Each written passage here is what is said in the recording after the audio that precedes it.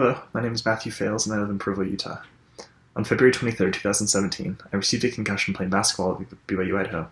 2 days later, on the 25th, dried blood and a fresh brain bleed on the left frontal lobe of my brain was found, and emergency life-saving brain surgery was performed immediately.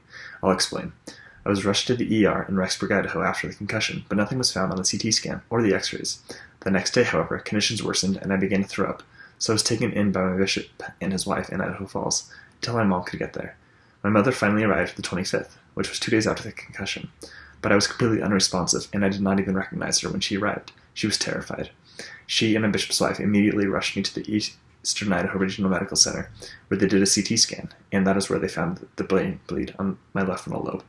The neurosurgeon told my mom that if she did not operate immediately, I would die that night. My mother, being a woman of great faith, immediately called one of my local relatives to come and give me a priesthood blessing.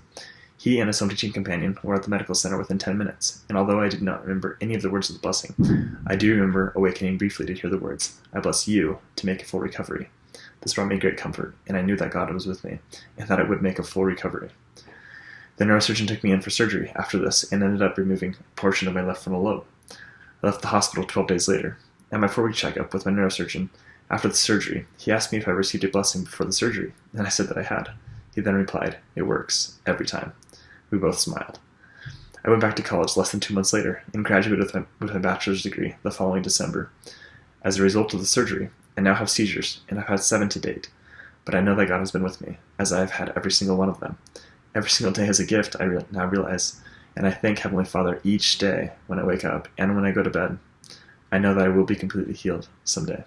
Thank you for your consideration.